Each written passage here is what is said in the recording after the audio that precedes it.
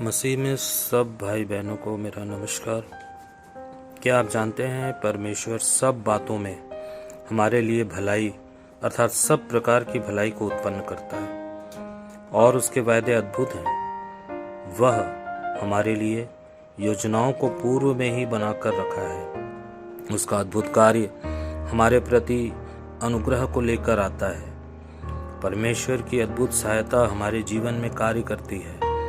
जिस प्रकार से परमेश्वर ने इजरायलियों को अपनी बढ़ाई हुई भुजा के द्वारा मिस्र से निकाला, वह हमारे अर्थात हम जो उस पर विश्वास करते हैं क्यों ना करेगा। बाइबल की पुस्तक 2 तीमुथियुस 1:7 में पौलुस बताता है कि इस संसार में हम जो विश्वास करते हैं डरने की जरूरत नहीं है, क्योंकि परमेश्वर ने हमें भीरुता की नहीं वरन सामर्थ्य, प्रेम और संयम का आत्मा दिया है। अगर हम ध्यान से देखें तो एक विश्वासी और गैर विश्वासी में देखने, समझने और व्यवहार करने का तरीका अत्यंत ही भिन्न होता है।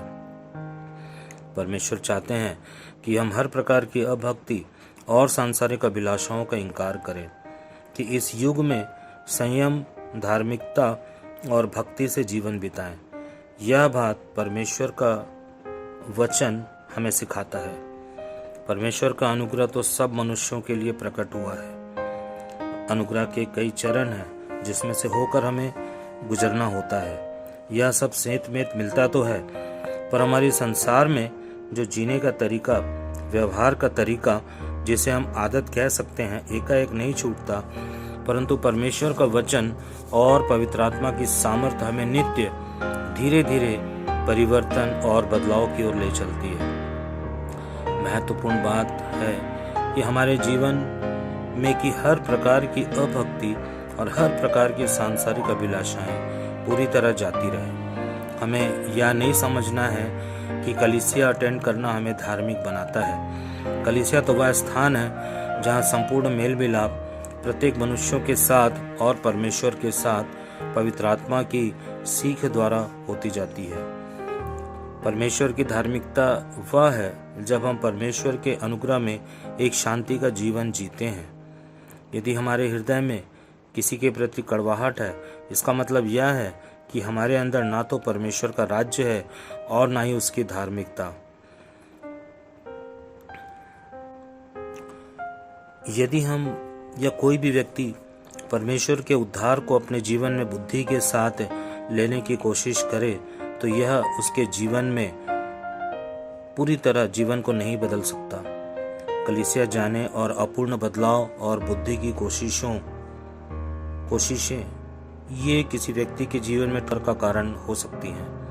वचन अच्छा लगेगा, प्रार्थना भी अच्छा लगेगा, जीवन में कई पहलू बदलेंगे भी, पर जहां बदलाव आना था वह अपरिवर्तित रहता है।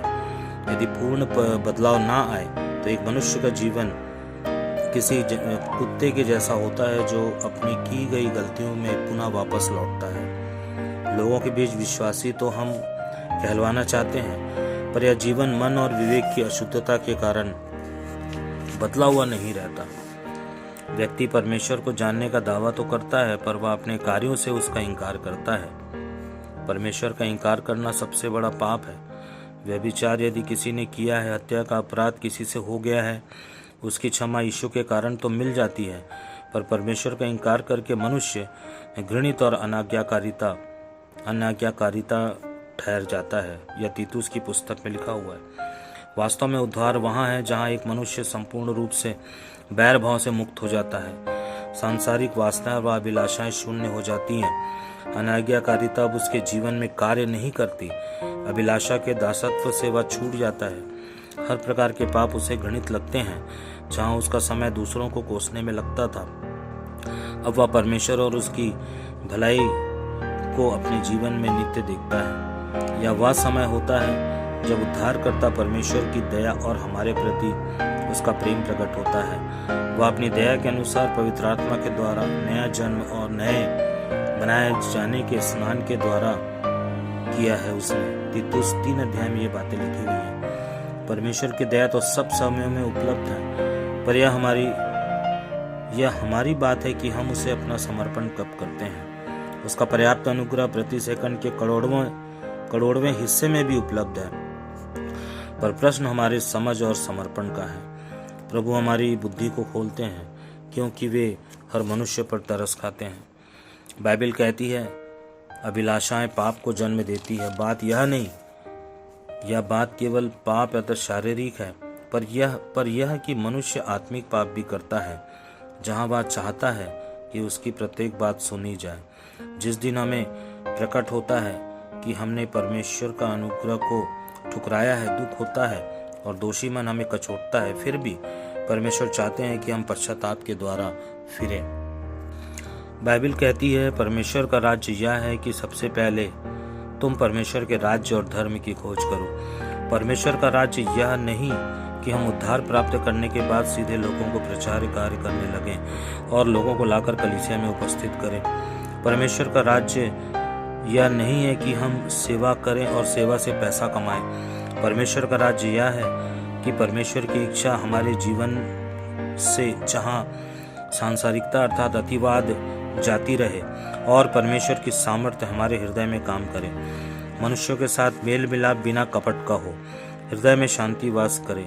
जहाँ परमेश्वर की शांति हो, जहाँ विचारों का बवंडर, तूफान व धारणाओं का उथल पुथल समाप्त हो जाए, जहाँ व्यक्तिगत विचारधारा जो संसार के प्रभाव के कारण आती है और प्रबल हो जाती है वो शून्य हो जाए, जहाँ उत्तमता और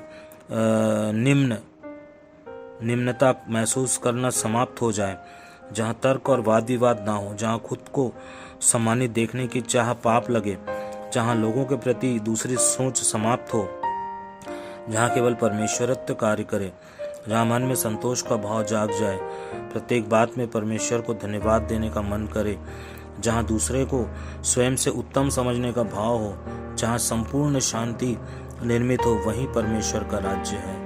परमेश्वर का राज्य वह है जहाँ परमेश्वर की धार्मिकता वास करती है, जहाँ शैतान अपनी वस्तु हमारे अंदर ना पाता है और जहाँ पूरी तरह पवित्र आत्मा की शांति कार्यशील हो, वही परमेश्वर का राज्य है। यीशु मसीह ने कहा, देखो परमेश्वर का राज्य यहाँ और वहाँ नहीं, परमेश्वर का राज्य तुम्हारे बीच में है, अर्थात वह कलीसिया जिसका सिर मसीह हो और देह परमेश्वर के राज्य के लिए बदल चुकी हो। जहाँ उद्धार पाया मनुष्य परमेश्वर की उपस्थिति में मसीह की देह के साथ सम्मिलित हो, वहाँ परमेश्वर का राज्य है। जहाँ शरीर का भाव शून्य हो जाए और आत्मा की परिपूर्णता व्यापक हो, वहीं परमेश्वर का राज्य है।